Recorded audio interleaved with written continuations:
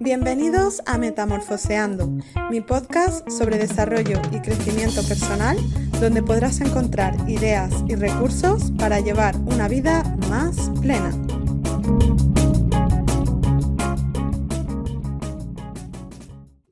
Hola, buenos días. En el episodio de hoy contamos con la presencia de Octavio Salazar.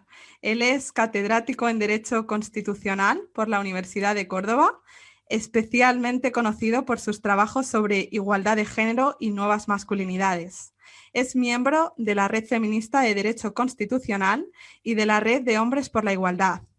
Colaborador habitual en medios de comunicación y autor de varios libros como El hombre que no deberíamos ser, Autorretrato de un macho disidente o su última obra que saldrá mañana mismo y que lleva por título La vida en común, los hombres que deberíamos ser después del coronavirus. Muchísimas gracias por estar aquí hoy. Bienvenido.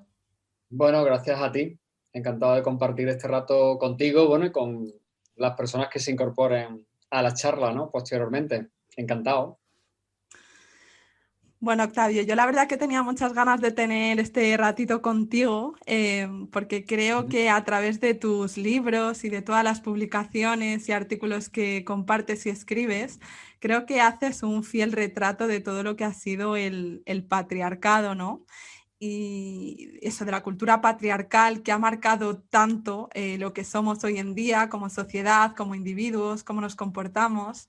Y me apetecía muchísimo hacer como un viaje hacia el pasado, porque aunque siento que cada vez vamos evolucionando más y vamos atravesando obstáculos y vamos superando ciertas formas pasadas de relacionarnos, siento que aún todavía quedan muchas barreras y muchos obstáculos por saltar. Entonces, no sé qué te parece a ti, pero a mí me gustaría abordar como el tema este del patriarcado desde los distintos ángulos, ¿no? Como el poder, la cultura, incluso en las artes.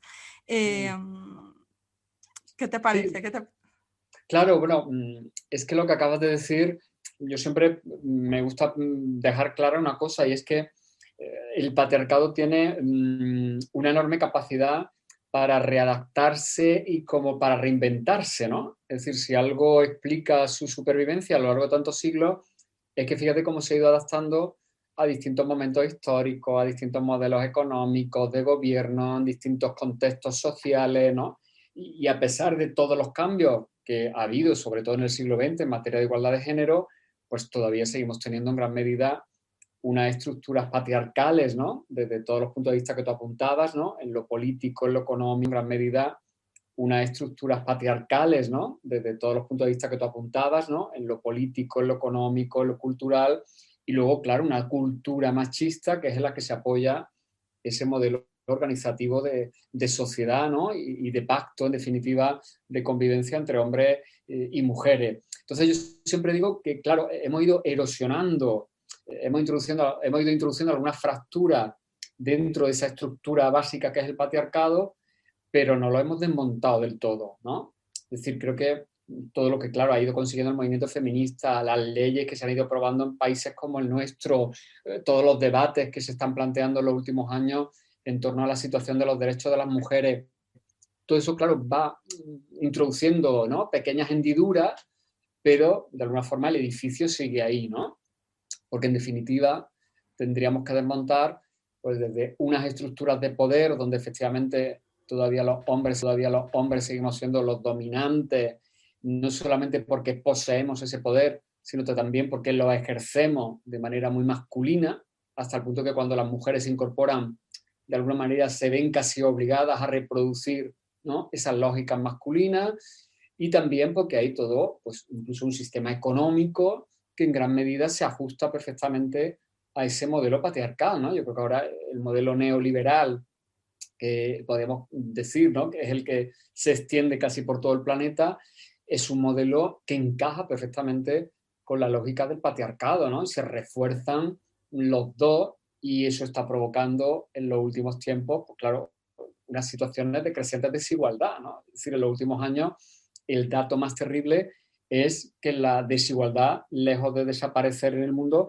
está aumentando desde muchos puntos de vista, desde el punto de vista económico, es decir, cada vez hay más distancia entre los poquitos, bueno, pues sigue habiendo una enorme situación de, bueno, feminización de la pobreza, ¿no? Es decir, las más pobres entre los pobres siguen siendo las mujeres y las más vulnerables entre los vulnerables siguen siendo las mujeres y las que más sufren cualquier crisis como la que ahora estamos viviendo con la pandemia, pues también son las mujeres.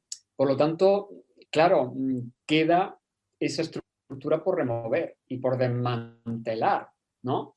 Ese es el gran objetivo, entiendo yo, del feminismo como movimiento, como teoría política, como ética, ¿no? En la medida que también supone una manera distinta de enfocar las cosas y evidentemente es una tarea titánica, diría yo, porque claro, nos enfrentamos a poderes muy arraigados desde hace siglos, a intereses muy consolidados y a resistencias muy consolidadas, porque además esa estrategia que yo antes decía de cómo el patriarcado se va readaptando también tiene mucho que ver con cómo a medida que las mujeres vais conquistando espacios, ¿no? Y eso también ha sido muy constante a lo largo del tiempo. Siempre que ha habido una conquista hay un sector, en algunos casos bastante potente incluso, de la ciudadanía, muy especialmente masculina, que reacciona de manera incluso revanchista, contestataria, incluso crítica de manera feroz contra el feminismo y contra la igualdad. Y ahora lo estamos viviendo, ¿no? En nuestro país con determinados partidos, en otros países con otro tipo de gobiernos y liderazgos. Y bueno, es una realidad que de alguna manera nos pone o nos debería poner sobre la pista de que el feminismo nos reclama una acción permanente, ¿no? Y estar alerta permanentemente, ¿no? O sea, no nos podemos dormir en los laureles porque ninguna conquista es definitiva, ¿no? Y claro, al final yo siempre digo que estamos hablando de una cuestión de poder, ¿no? ¿Quién tiene el poder? ¿Quién lo sigue ejerciendo de manera mayoritaria? ¿De qué manera? ¿Sobre quién? ¿No? Y por eso cuando yo abordo, ¿no?, el tema, porque claro, al final yo siempre digo que estamos hablando de una cuestión de poder, ¿no? ¿Quién tiene el poder? ¿Quién lo sigue ejerciendo de manera mayoritaria? ¿De qué manera? ¿Sobre quién? ¿No?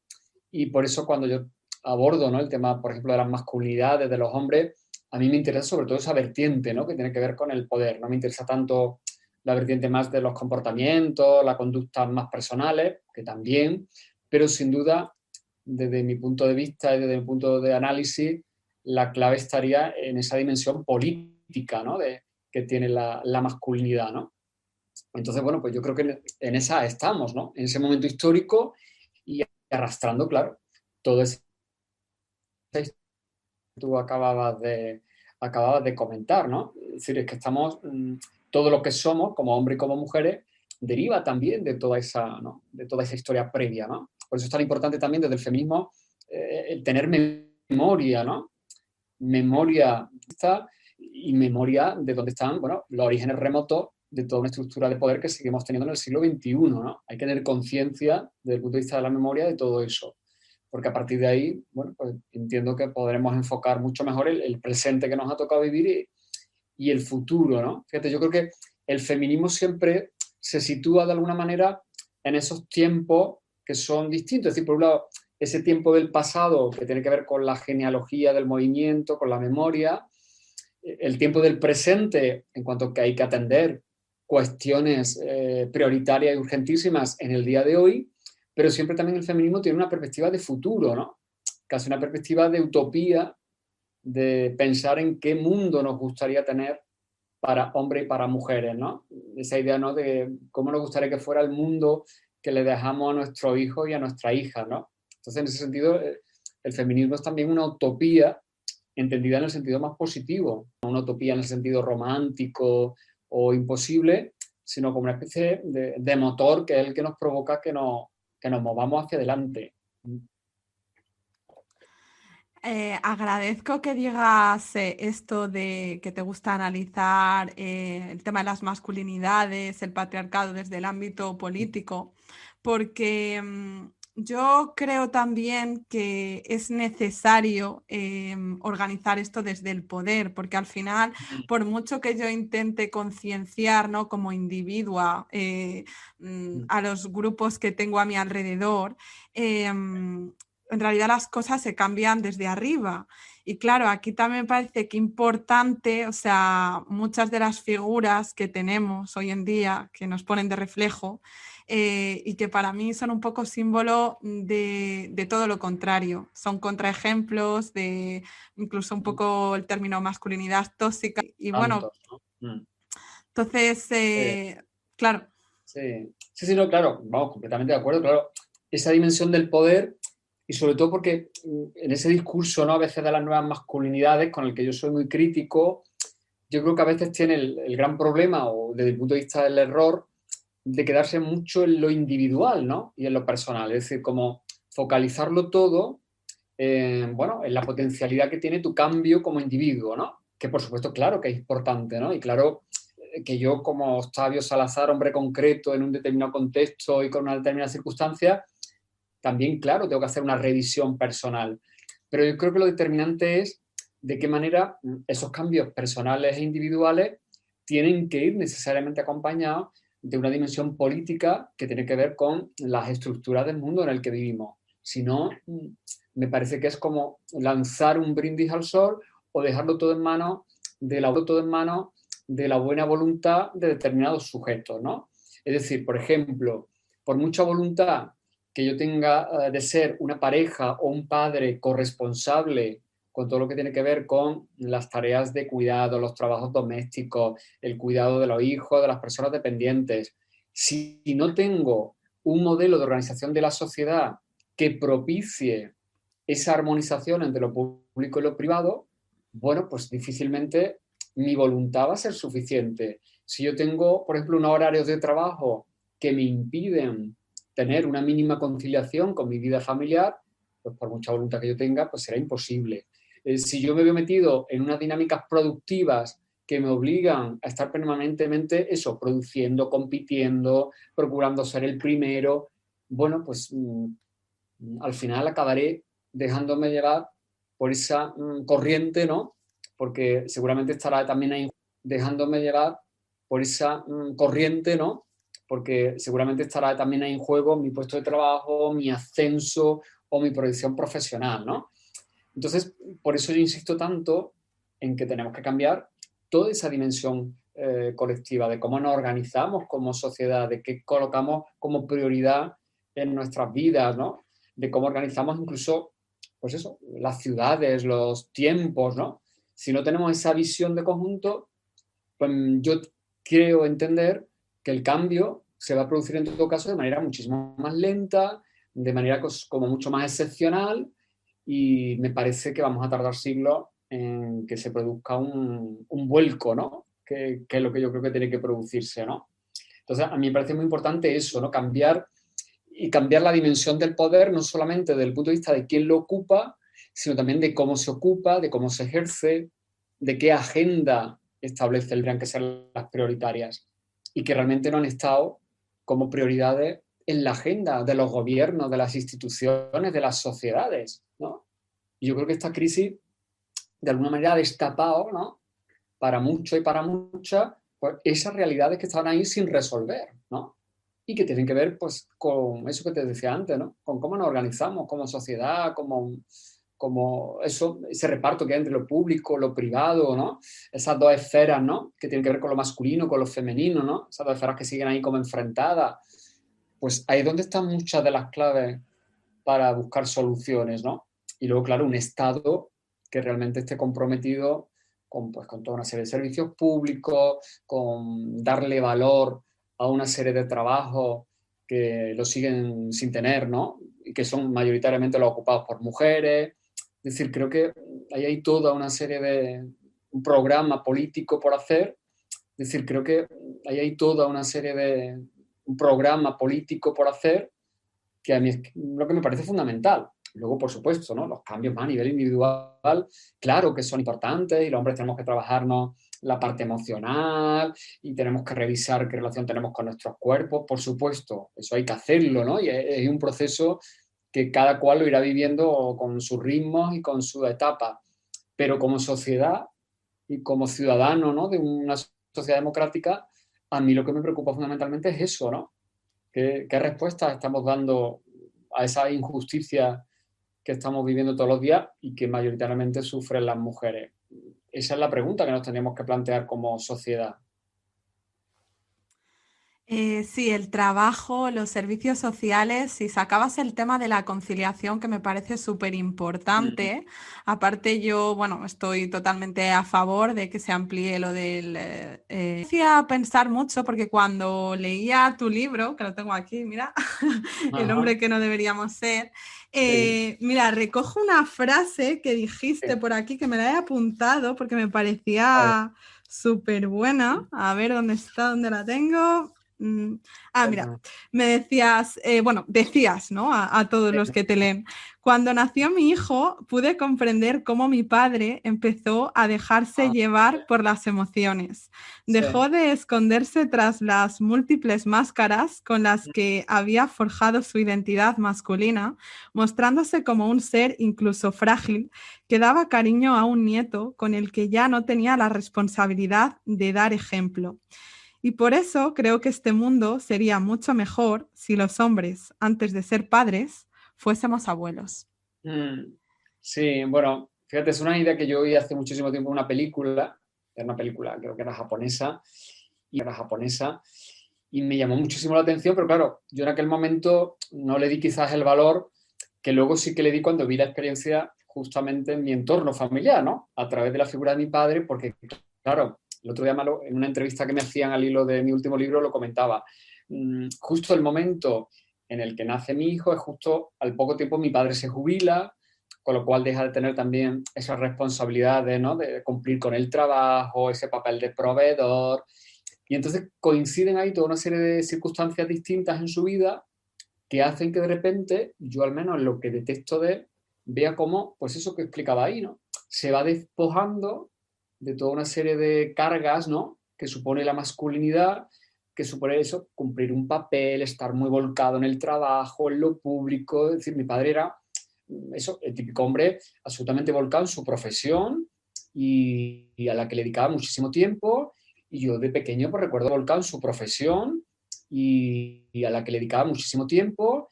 Y yo de pequeño pues recuerdo que había días que ni siquiera casi lo veía, ¿no? Porque a lo mejor llegaba a mi casa cuando yo estaba en la cama, ¿no? Y mi madre era la que se había encargado de darnos la cena, de bañarnos y acostarnos y tenernos completamente atendidos, ¿no? Y yo casi ya lo veía al día siguiente por la mañana.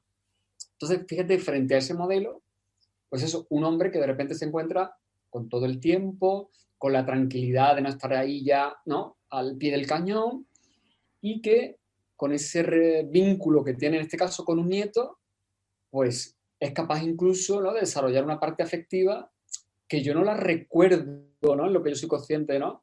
Que la tuviera cuando él actuaba como padre conmigo, ¿no? Sí que tuve siempre ese vínculo más estrecho con mi madre, pero no tanto con mi padre, ¿no? Entonces, a mí eso me hizo pensar de cómo los hombres nos perdemos tantísimas cosas, ¿no? Y al final, seres humanos, lo hemos siempre ocultado o no le hemos dado importancia o lo hemos considerado eso como no propio de hombres, ¿no? Entonces, claro, a mí eso me sirvió de mucho aprendizaje, ¿no? En ese sentido, ¿no? Y por eso esa idea, ¿no? A lo mejor esa experiencia, ¿no? De ser abuelo en un momento de la vida en el que ya te despojas de muchas cargas de la masculinidad, pues revela otro tipo de ser hombre mucho más saludable, ¿no? Para él mismo, es decir, yo creo que también mi padre en ese sentido se convirtió a partir de ese momento en un tío más feliz, ¿no? Y mucho más pleno en su vivencia, ¿no? De las cosas, ¿no? Fíjate, una cosa muy curiosa, yo no recuerdo a lo largo de mi infancia y luego los años posteriores, por ejemplo, ver a mi padre llorar, ¿no? O emocionarse. No sé, tengo que hacer un ejercicio de memoria muy largo para encontrarme, pero en todos estos años, un ejercicio de memoria muy largo para encontrarme, pero en todos estos años y desde que sobre todo él tiene nietos, yo lo he visto emocionarse, pues eso, cantidad de veces, ¿no? Y que se le la lagrimita, ¿no? Que se le corte la voz, ¿no? Cuando estás contando determinadas cosas, ¿no? Bueno, pues, oye, es que eso tendríamos que ir aprendiéndolo todos los hombres, porque yo soy el primero que todavía me descubro en muchísimos momentos como una especie de caparazón, ¿no? Tengo ahí como una especie de carga, ¿no? que en muchos casos me impide mostrar mis emociones, ¿no? Me lo guardo todo para adentro, soy poco comunicativo, ¿no? Desde el punto de vista emocional, y me parece que eso es una carga tremenda para los tíos y repercute además incluso en nuestra propia salud, ¿no? Y luego también eso lleva a relaciones mucho más complicadas con nuestro entorno, ¿no? Yo creo que a veces los fracasos que se dan en muchas parejas, ¿no? Tienen que ver también con esas muchas parejas, ¿no? Tienen que ver también con esa, ¿no? Discapacidad, ¿no? Que tenemos nosotros para hablar, para comunicarnos, para escuchar, para compartir, ¿no? Lo emocional, ¿no? Lo que tenemos, lo que nos pasa por dentro, ¿no? Si estamos mal, si nos sentimos inseguros, ¿no? Tenemos que tener siempre como ese papel, ¿no? De hombres heroicos, ¿no? Y responder siempre a eso que significa ser un hombre de verdad, ¿no? Bueno, pues llegó un momento de mi vida en que empecé a darme cuenta que yo no quería ser ese tipo, ¿no? Que a mí marcaban los mandatos de género, ¿no? Que yo me rebelaba contra eso todavía. Lo que pasa es que tenemos tanto aprendido desde que somos niños que luego cuesta mucho trabajo ir soltando todo eso, ¿no? Por el camino, ¿no? Tienes ahí una carga que tienes que ir desandando, ¿no? Como si tuvieras que desandar el camino. Y a veces, claro, eso es muy complicado, ¿no? Yo creo que lo importante es estar, y a veces, claro, eso es muy complicado, ¿no? Yo creo que lo importante es estar al menos en ese proceso, claro, al menos iniciarlo, ¿no? Darte cuenta e iniciarlo, ¿no? Y yo creo que merece la pena, claro que merece la pena, es que mejora tu propio, eso, hasta tu salud física, ¿no? Tu estado de ánimo, tu estado emocional, tu relación con otras personas, hombres y mujeres, tu relación con tus hijos, si los tienes, ¿no? Yo creo que tenemos mucho, claro, que ganar.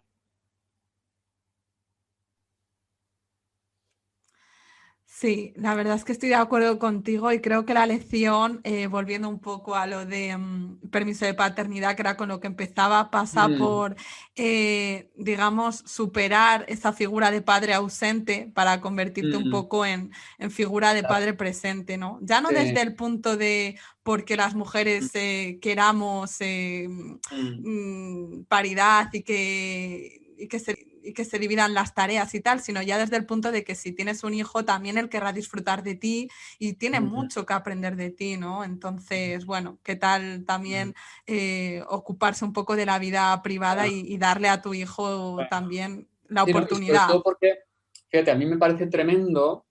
Y en los últimos años estoy leyendo mucho, pues eso, libros, incluso novelas. Es decir, me interesa mucho todos los análisis que se están haciendo por parte, sobre todo, claro, de mujeres feministas, de lo que para las mujeres representa la maternidad, ser madres, ¿no? Ese rol, ¿no? De ser las madres, las cuidadoras. Y claro, es que también me parece tremendo, ¿no? Esa carga que tradicionalmente asumir las mujeres desde esa perspectiva, ¿no? Toda esa responsabilidad que asumís, ¿no? Como un rol, ¿no? Aprendido, ¿no? Y que la sociedad te marca, todo eso, incluso ese sentimiento de culpa, ¿no? Que en muchos casos las mujeres sufren.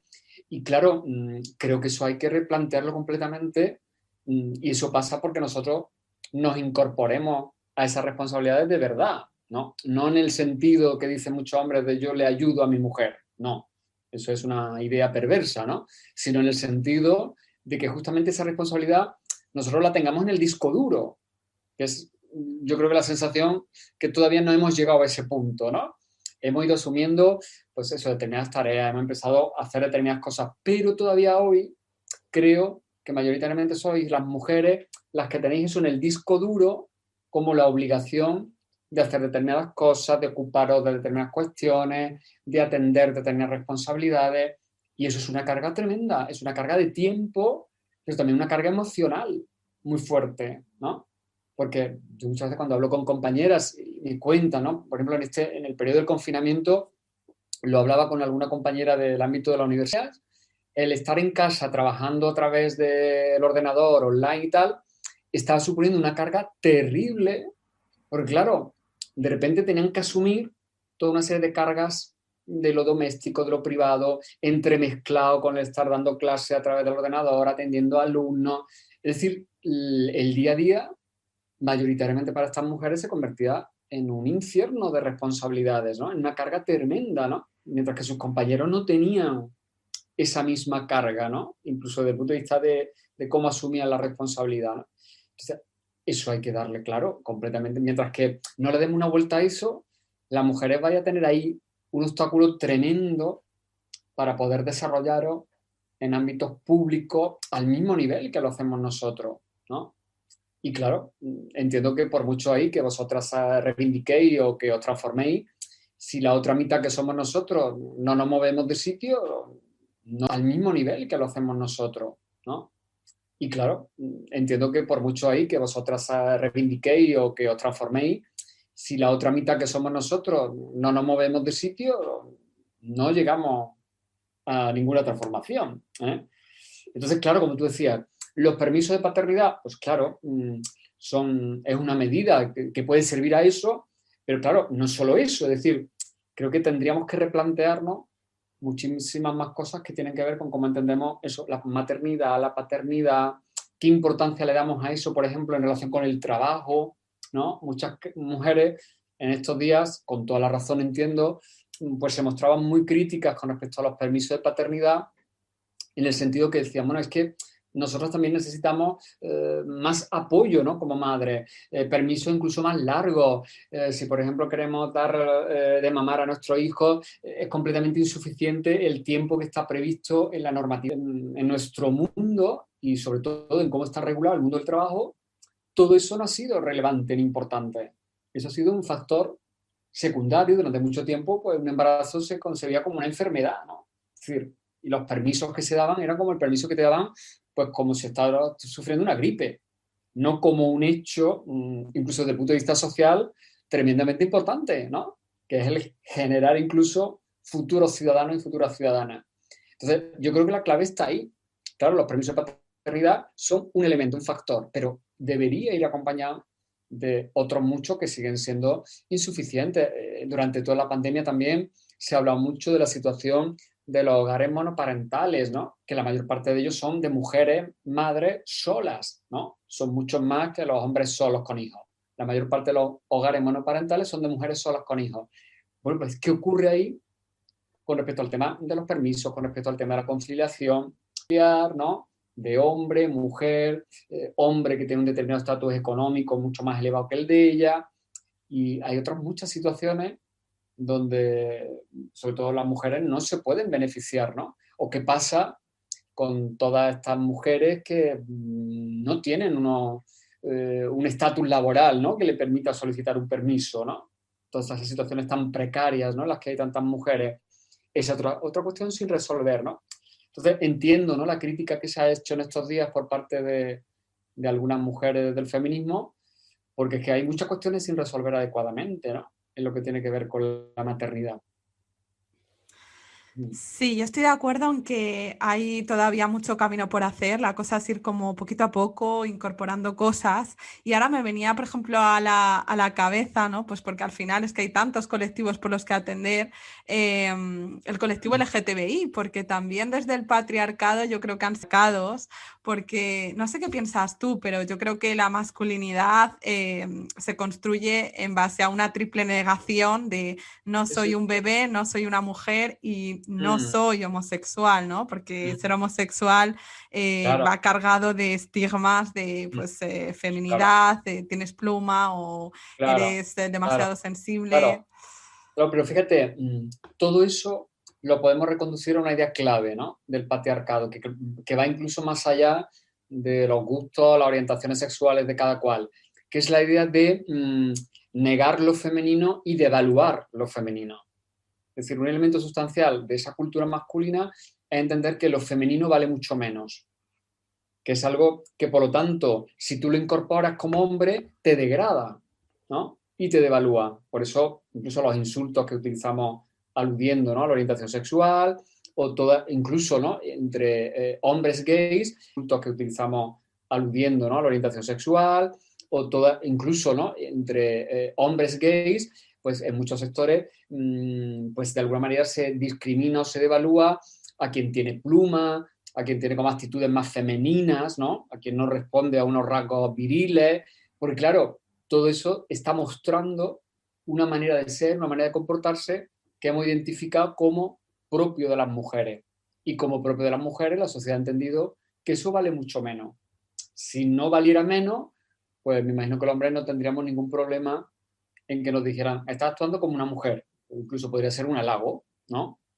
Pero el problema está en que esa masculinidad está ligada a la idea de que nosotros somos lo importante, la masculinidad define lo importante y la feminidad siempre es algo menor con respecto a la masculinidad. Entonces, esa es una clave cultural que tendríamos que también, claro, modificar, ¿no? Ya digo, incluso más allá de lo que tiene que ver con las orientaciones sexuales. Y lógicamente, claro, todo eso ha tenido una repercusión enorme a la hora de discriminar a determinados colectivos y todavía hoy, a pesar de lo que hemos avanzado, pues sigue habiendo, ¿no?, determinadas pautas muy asentadas, ¿no? Pues eso, incluso en un patio de un colegio donde es muy habitual que los niños para insultarse pues se llamen maricón, ¿no? Entre ellos, ¿no? Bueno, pues ahí está la clave cultural, ¿no? De esa realidad. Y por eso, claro, es muy importante, yo creo que una estrategia fundamental para luchar contra todo eso, aparte de las medidas específicas que puedan hacerse con colectivos discriminados, es hacer estrategias que supongan darle valor y autoridad a las mujeres y reconocer la importancia de lo que hacen las mujeres y reconocer la importancia de los referentes mujeres. Y eso todavía me parece que no hemos logrado ciudadanas. La mayor parte de las referencias positivas sigue teniendo que ver con hombres y con lo masculino, ¿no? Nosotros seguimos siendo los sabios, los pensadores, los creadores. Y aunque las mujeres están haciendo muchísimo trabajo, sobre todo del feminismo, para que se visibilice a mujeres, para que se tenga en cuenta en sus aportaciones, siempre es como una cuestión como excepcional, ¿no? Siempre se habla de algunas mujeres como la excepción, ¿vale? Hubo todos estos hombres, no sé, poetas, y de repente, ¿no?, aparece una mujer poeta como si fuera una cosa excepcional, ¿no? Entonces, esa dinámica hay que romperla, ¿no? Porque esa dinámica influye en que tengamos la percepción desde niño de que, bueno, aquí lo realmente valioso es lo que hacemos nosotros, ¿no? Por lo tanto, hace un par de años, se publicaban los resultados de una encuesta que a mí me llamó mucho la atención, que le preguntaba a los chicos más jóvenes, ¿no?, chicos y chicas, referentes, y a quién le gustaría parecerse, por ejemplo, de mayor, ¿no? Y en esa encuesta era muy curioso cómo, mientras que las chicas sí que tenían muchos referentes masculinos de lo que representaba el éxito, los chicos habitualmente nunca mencionaban a referentes femeninos, ¿no?, en cuanto a esos sujetos, en este caso sujetas, podemos decir, que para ellos podían ser, ¿no?, una referencia de éxito profesional, laboral, ¿no? Entonces, comparando, ¿no?, la respuesta de uno y de otro, pues claro, eso era tremendamente llamativo.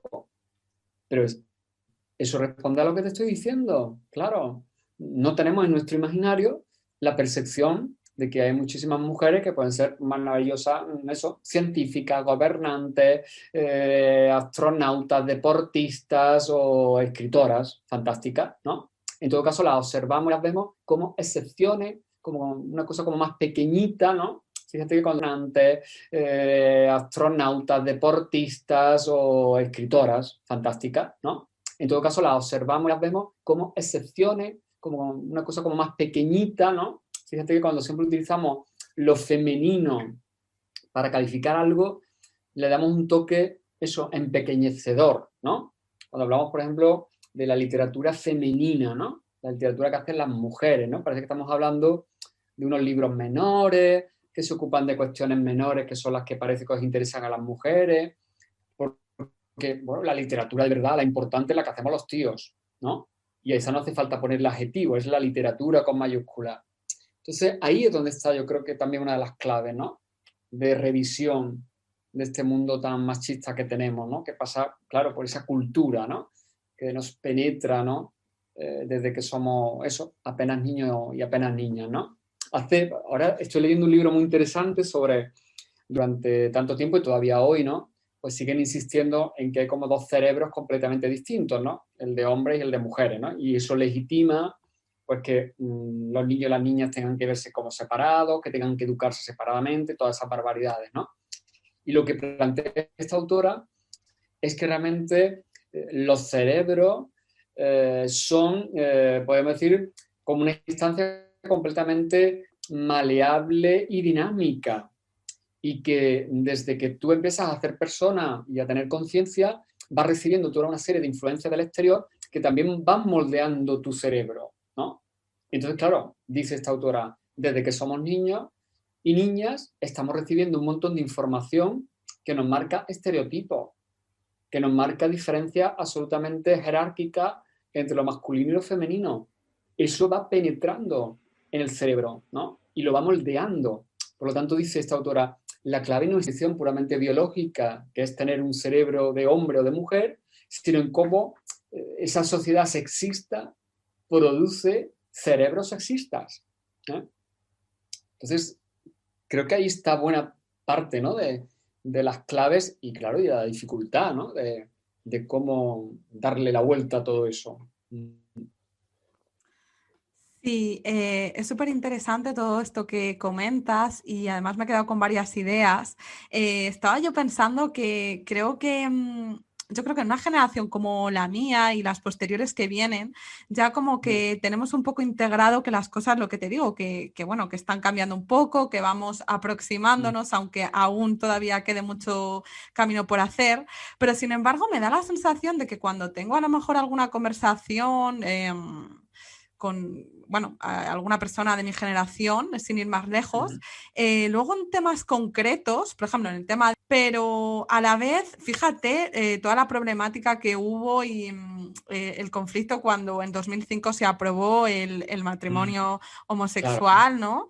O incluso cuando muchas veces conversas con alguien y te dice, no, yo es que no estoy a favor de que los gays puedan adoptar o que puedan tener hijos porque después Claro. su hijo va a salir gay también. Entonces yo digo, Sí, sí, sí, claro. pero bueno, Claro. o sea, estas cosas no se Sí. están lanzando Claro. todavía. Sí, bueno, claro, sin duda, ¿no? Fíjate, yo siempre recuerdo una idea que yo se la escuché hace muchísimo tiempo en una charla a la filósofa Ana de Miguel, que incluso yo la incorporé, ¿no? a uno de los capítulos de mi libro We Too, que dijo algo así como que lo contrario al feminismo es la ignorancia, ¿no? Entonces, claro, juicio, bueno, pues detrás de todo eso hay también muchísima ignorancia, ¿no? Y muchos prejuicios derivados de la ignorancia, ¿no? Y de tener como una serie de ideas ahí preestablecidas, ¿no? Una serie de discursos construidos que no tienen la mínima solidez, vamos, ni por supuesto científica, ni desde el punto de vista de los derechos humanos, ni nada por el estilo, ¿no? Entonces, por un lado, hay eso, ¿no? Y luego, por otra parte, claro, es que cuando te hablabas antes del tema del matrimonio, ¿no? O de temas que pueden tener con la familia, es que todo eso supone tocar algunos de los meollos de esa sociedad patriarcal, ¿eh? Cuando tú planteas, dices, no, para el matrimonio pues puede ser entre dos chicos o dos chicas. Bueno, pues tú estás ahí desmontando completamente una pata esencial del patriarcado, que era el matrimonio como unión del hombre y la mujer, la complementariedad de los sexos, la mujer como el factor reproductivo y el hombre con un determinado papel que tenía que ver con lo productivo. Bueno, pues de repente, incluso desde el punto de vista de los factor reproductivo y el hombre con un determinado papel que tenía que ver con lo productivo.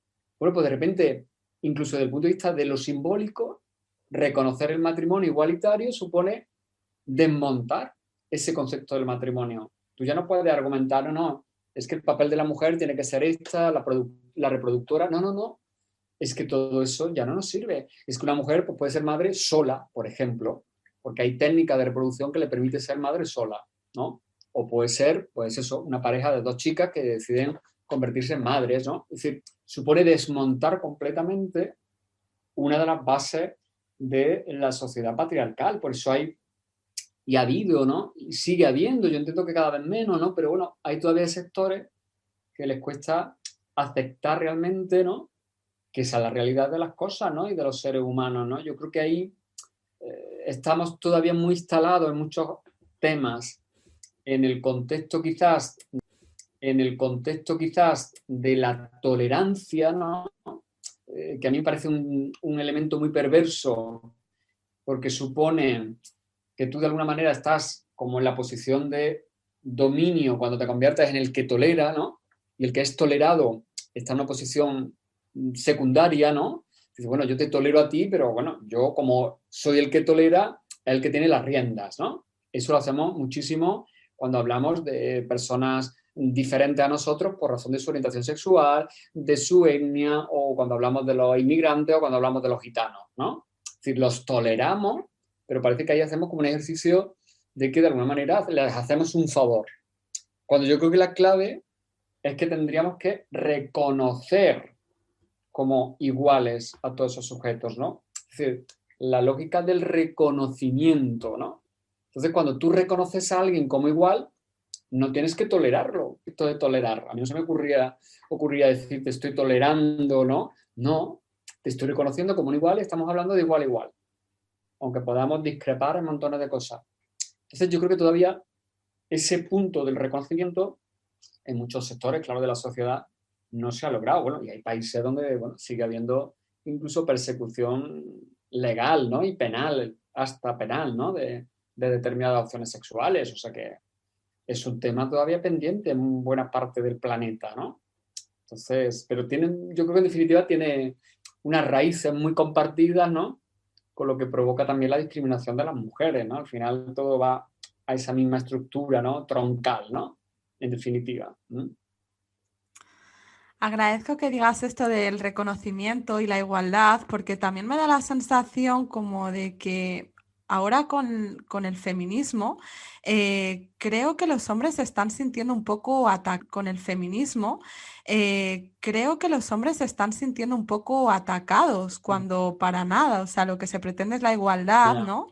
Pero Mm, siento que, bueno, incluso con términos que utilizan como feminazi, como si sí, hubiéramos de claro. repente Mm, saltado de un polo al otro, ¿no? De ser mm, nosotras las que estamos desprotegidas a sentirse ellos un poco vulnerables o incluso olvidados por las leyes. De aquí que se sí, reproduzcan este tipo de discursos de la sí. denuncia falsa y todo este tipo de cosas también. No sé cómo lo ves tú. Sí, claro, un poco lo que también te decía antes, ¿no? Siempre que hay una conquista, ¿no? En materia de igualdad, también hay una reacción, ¿no? Y yo creo, claro, ahora estamos viviendo un movimiento reactivo frente a todo lo que el feminismo ha conseguido en el siglo XX y muy especialmente en los últimos años, ¿no? Entonces, hay una parte de la ciudadanía, muy especialmente, hay una parte de la ciudadanía, muy especialmente sectores masculinos, que se sienten de alguna forma agraviados, ¿no? Incluso hasta humillados por lo que el feminismo puede estar interpelándonos como hombres, ¿no?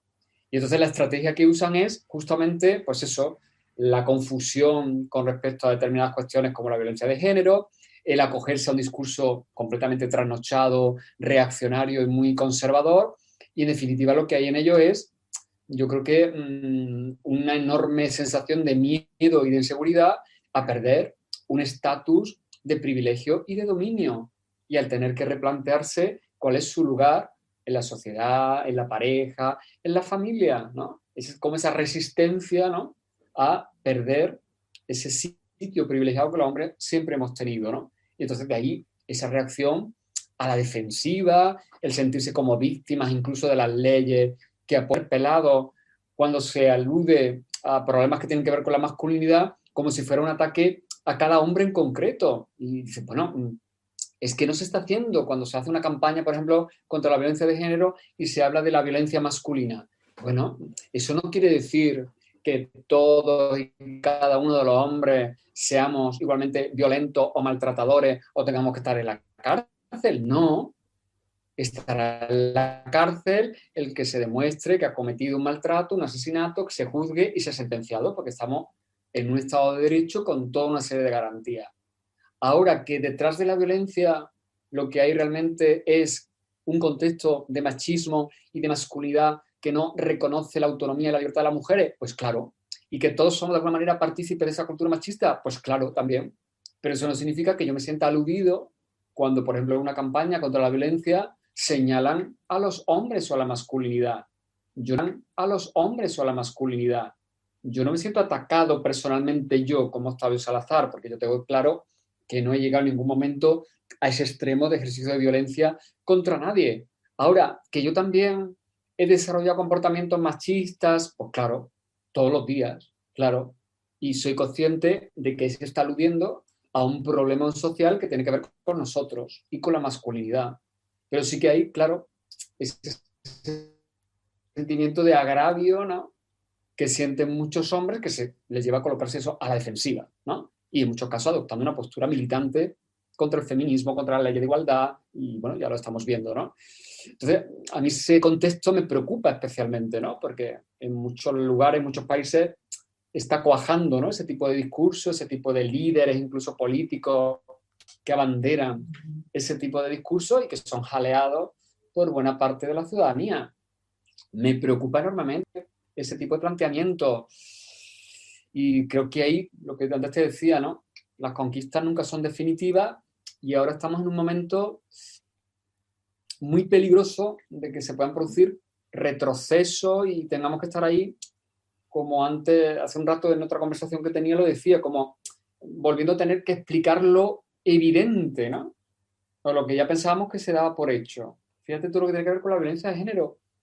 Yo ya pensaba que en este país la ley de violencia, lo que suponía la violencia de género, eso estaba más que claro, no había ningún problema desde el punto de vista jurídico y bueno, desde que sobre todo está Vox, ¿no?, con presencia en las instituciones, pues resulta que ahora estamos volviendo para atrás y hay que volver a explicar lo que es la violencia, que una cosa es la violencia de género, otra cosa es la violencia doméstica, que lo de las denuncias falsas es un criterio absolutamente mínimo en cuanto a porcentaje y que por lo tanto no tiene ningún valor argumental,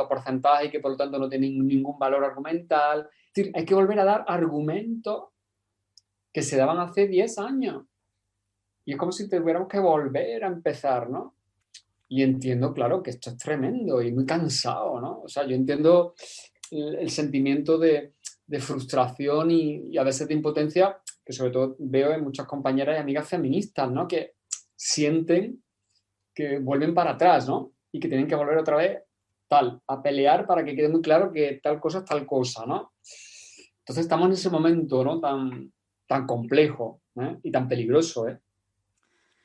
Yo la verdad que no quería sacar el tema político, pero ya que lo has hecho, hasta te lo agradezco porque, o sea, me siento muy identificada en tus palabras y aparte, mira, se me venía a la cabeza un discurso de Santiago Abascal, ¿no?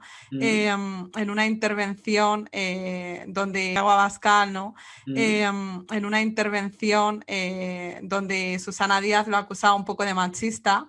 ajá, Y entonces él bueno, se defendía, me refiero. Él decía, ¿cómo me puede acusar a mí de machista un hombre que tiene una mujer, que es padre de 2 hijas, ya, que tiene una madre, ujú, que tiene una abuela? Y claro, a mí esto me ujú, hacía pensar porque digo, es que el machismo es una manera de estar en el mundo y no tiene nada que ver con claro, ser o no pero, padre.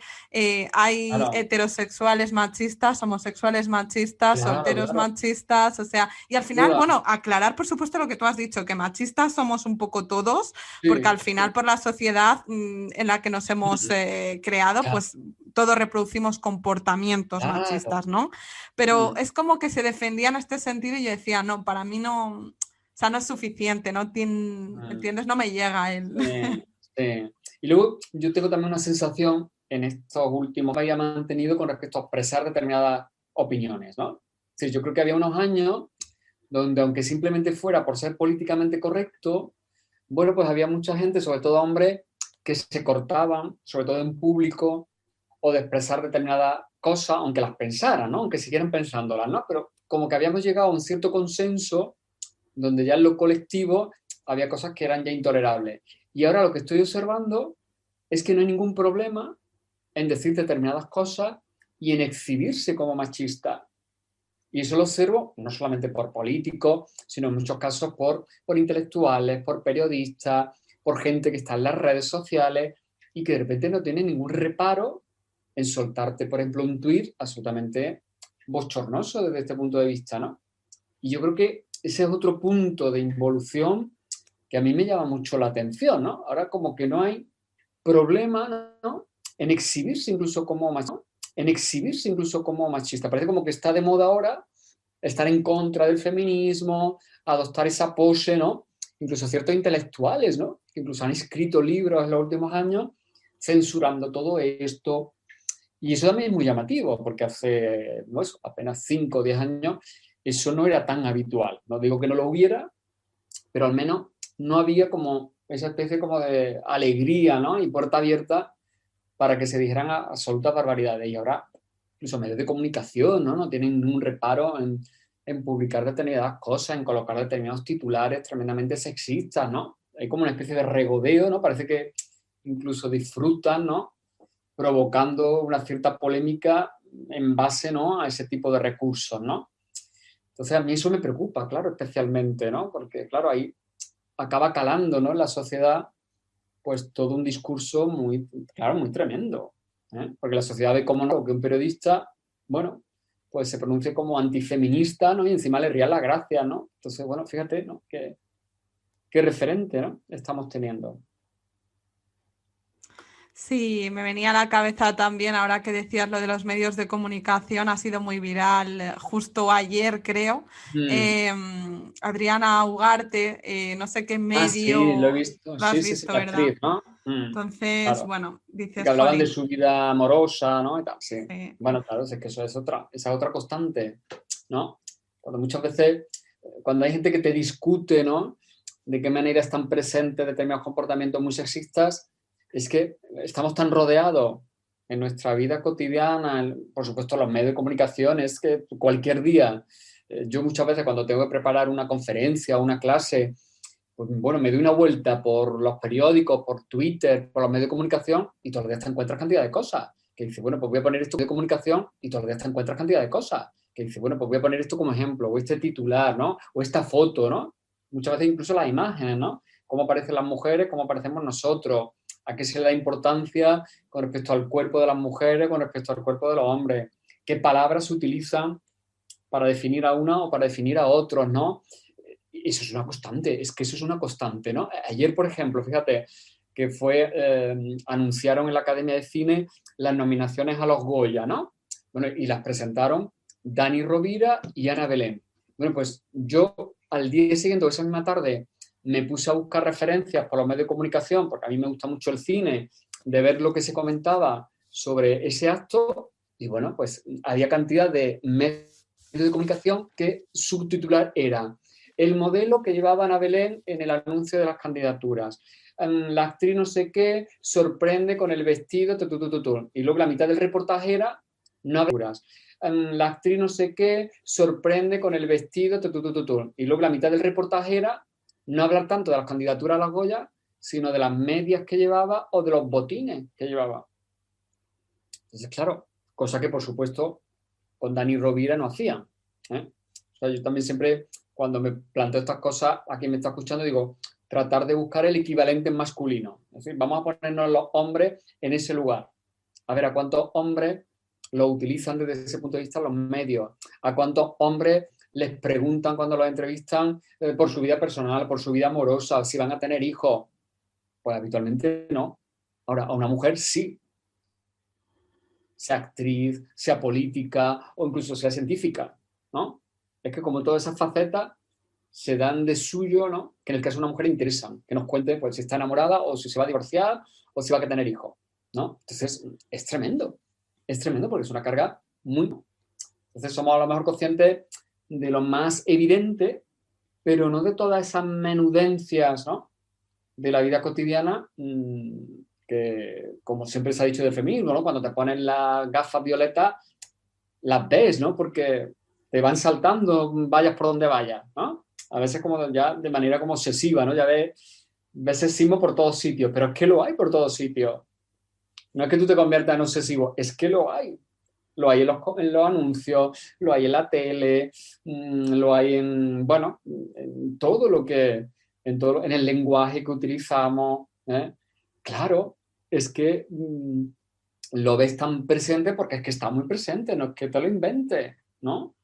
Lo de los medios yo creo que es lo más, la fotografía, yo muchas veces utilizo, como me gusta mucho la imagen, cuando doy alguna conferencia, me gusta mucho utilizar esas imágenes de los medios de comunicación. Ahí es tan evidente, imágenes de los medios de comunicación. Ahí es tan evidente el tratamiento tan distinto que se hace de los hombres, de las mujeres, cómo aparecemos retratados unas y otras, los titulares que ponen los medios. es que es tremendo, es que es tremendo. Entonces, sí, lo que a veces te sorprende es que cueste tanto que eso se vea, claro. Pero el mundo del arte, ¿no? El mundo de... Es que está lleno de esas referencias, ¿no? La historia del arte, ¿no? Es un perfecto manual que te puede servir para explicarle, por ejemplo, a chicos y a chicas jóvenes cómo se ha representado lo masculino y lo femenino de manera muy estereotipada. Y cómo hoy seguimos respondiendo de la misma manera, ¿no? A esos estereotipos, por ejemplo, en la publicidad, en los vídeos musicales, ¿no? En todo ese tipo de ámbitos, ¿no? Entonces, claro, eh, bueno, pues hay que hacer toda esa tarea, ¿no? De deconstrucción, que a veces lo que pasa es que, en fin, nos convierte en una especie de permanente ahí, toda esa tarea, ¿no? De deconstrucción, que a veces lo que pasa es que, en fin, nos convierte en una especie de permanente ahí, moscas cojoneras, casi podríamos decir, ¿no? Porque estás todo el día ahí, ¿no? Llamando la atención, ¿no? Es verdad, porque acabas viendo, ¿no? Le pones reparo a casi todo, pero es que es inevitable, ¿no? Es cuando ya un poco asume, ¿no? Ese compromiso, ¿no? Lo ves por todos sitios, ¿no? Lo ves en cualquier, ¿sabes? Yo fíjate, un detalle muy, muy simple, ¿no? Cuando estábamos preparando la edición de mi último libro, me acuerdo que me mandaron distintas propuestas para la portada, ¿no? El diseñador, y yo me acuerdo que en una portada que luego no ha sido la definitiva, porque ya introdujimos determinados cambios, claro, yo veía determinadas opciones que de alguna manera suponían de nuevo darle el protagonismo a los hombres, colocar a las mujeres en un lugar secundario, y simplemente era un dibujito, ¿sabes? E incluso a mí me daba como un poco corte hablarlo con el diseñador de la portada, porque iba a decir, bueno, este tío, ¿no? Qué exagerado, ¿no? Pero me acuerdo que mi editora, ¿no? La editora que también ha estado pendiente del cuidado del libro, pues también, claro, me alegró que coincidiera conmigo, ¿no? Que los dos veíamos esa misma realidad y entonces obligamos a que cambiara la portada, ¿no?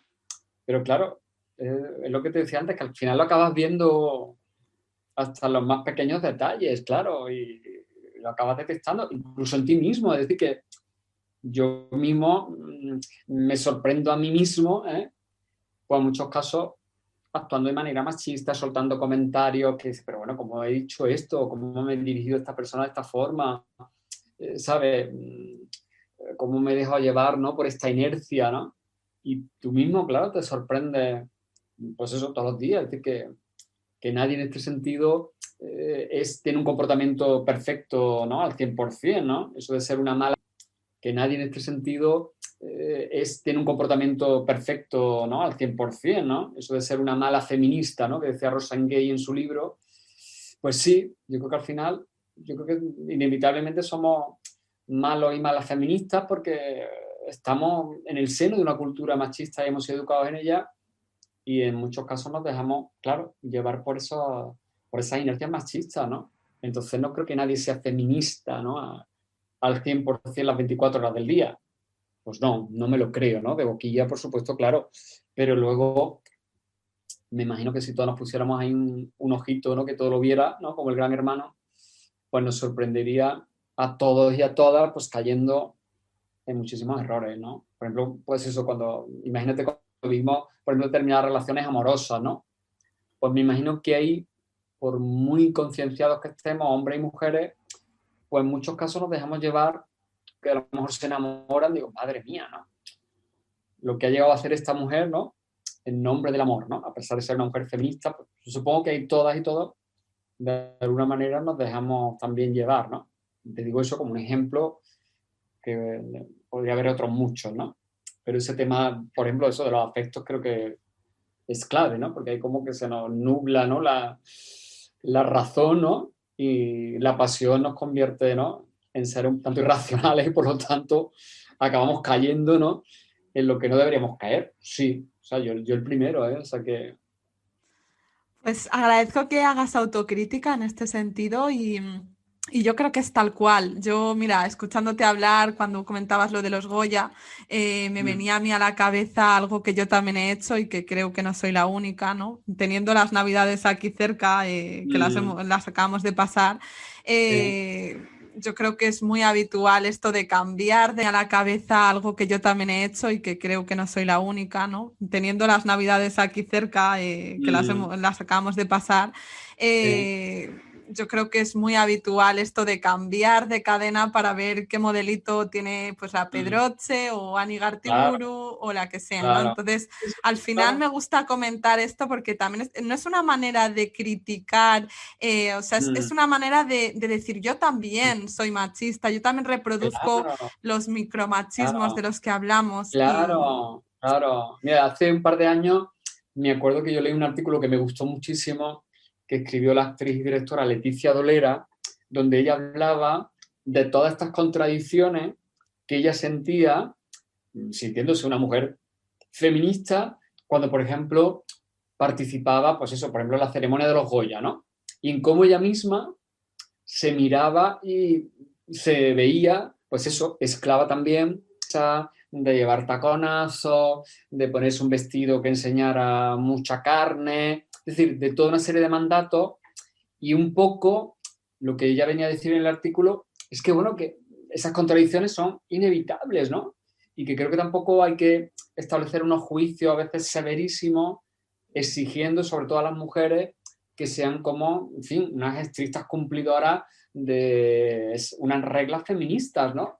Porque creo que en muchos contextos, a veces incluso es una manera de supervivencia, ¿no? O en muchos contextos, como decía Leticia Dolera, dice, bueno, es que si yo quiero tener presencia y visibilidad en el mundo del cine, pues tengo también que pasar por determinadas cosas, aunque luego yo también sea crítica con ellas, ¿no? Y ella dice en el artículo, pues lo mismo la clave está en que aunque estemos participando de esa ceremonia, que en muchos casos es sexista, también en algún momento la utilicemos para lanzar determinados mensajes. Era cuando nos entrevisten o cuando salgamos a dar un premio, que lancemos un mensaje que tenga que ver con la igualdad, ¿no? Porque dice, bueno, yo también ahí soy una privilegiada que me están viendo millones de personas y lo que yo diga lo van a escuchar mucha gente, ¿no? Entonces decía ella, pues a lo mejor no es tan importante que vaya con un escotazo, sino que yo diga una determinada cosa que todo el mundo me mire porque soy una estrella, ¿no? Entonces yo creo que también hay que, ¿sabes?, valorar esas contradicciones en su justa medida, ¿no? Y no ser tampoco, ¿no? No tener ese sentido tremendamente severo, ¿no? Sobre todo, ya digo, insisto, con las mujeres, ¿no? Que siempre está sometida a un juicio muy estricto, ¿no? Y luego también creo, desde otra dimensión, pues también creo que el feminismo no tiene por qué estar reñido, bueno, pues incluso con determinados placeres, con determinadas actitudes que a ti te pueden hacer sentir bien y a gusto, ¿eh? Es decir, no que lo haga por parte o ponerte unos tacones o ponerte una minifalda, ¿no?, por encima de las rodillas, ¿no? Es decir, es que creo que no tiene por qué ser contradictorio, ¿no? Que una mujer tenga un compromiso feminista con que pueda preocuparse, ¿no?, de aparecer bella, cuidada, ¿no?, frente al público. No tiene por qué ser contradictorio, ¿no? Otra cosa es que luego, claro, eso no fuera acompañado de determinados comportamientos, de una línea más o menos coherente, ¿no? Eso ya sí que sería más discutible, ¿no? Pero creo que todas estas cosas yo creo que hay que mirarlas con un cierto cuidado, ¿no? Porque si no caemos en el extremo de siempre, ¿no? De someter a las mujeres a un juicio súper estricto, ¿no? Incluso también desde esta perspectiva feminista, ¿no? Entonces, bueno, creo que ahí hay que hacer también un trabajo mucho más sutil, ¿no? En ocasiones, ¿no? Y claro, y siempre hacer un poco el parangón con los hombres, ¿no? Es decir, yo creo que la mejor prueba de que sigue habiendo desigualdad es cuando tomamos una situación y comparamos ahí, en el mismo lugar, cómo nos posicionamos nosotros y cómo os posicionáis vosotras, eso nos da la respuesta, ¿eh? Es decir, cuando a los hombres en el espacio público, por ejemplo, no se nos juzga, por ejemplo, por cómo vamos vestidos, mientras que las mujeres sí, bueno, pues eso nos está mostrando que ahí sigue habiendo un desequilibrio enorme. O que los hombres, para triunfar, no sé, pues eso, como periodistas o como presentadores de televisión, pues no tenemos por qué ir en calzoncillos o luciendo cachas necesariamente, mientras que en el caso de las mujeres, pues sí es más habitual que tengan más posibilidades, pues aquella que, bueno, muestra, ¿no?, un determinado canon estético, ¿no? O el tema de la edad, que también yo creo que es muy evidente, ¿no? Las mujeres mayores llega un momento en que parece que son absolutamente invisibles, ¿no? Sobre todo en el ámbito, yo creo que es muy evidente, ¿no? Las mujeres mayores llega un momento en que parece parece que son absolutamente invisibles, ¿no? Sobre todo en el ámbito de los medios. Y los hombres mayores, todo lo contrario. Es decir, los hombres mayores parece que con los años ganamos en prestigio, en autoridad, ¿no? Es decir, a nadie le sorprendería ver presentar un telediario, pues no sé, a un tipo de 70 y muchos años, incluso diríamos, bueno, es que es un sabio, ¿no? Y nos llamaría muchísimo la atención ver a lo mejor una mujer de 70 y tantos años presentando las noticias, ¿no? Porque nos rompería completamente los esquemas. Es decir, ¿dónde están las mujeres mayores en muchísimos ámbitos de la vida pública? Es que desaparecen prácticamente en el cine, ¿no? Siempre las actrices te lo dicen, ¿no? Cuando llegas a una determinada edad, como que ya no hay papeles, no cuentan contigo, ¿no? Y es verdad, ¿no? Hay cantidad de actrices que cuando llegan ya a una determinada edad prácticamente desaparecen del mapa o hacen muy poquitas cosas.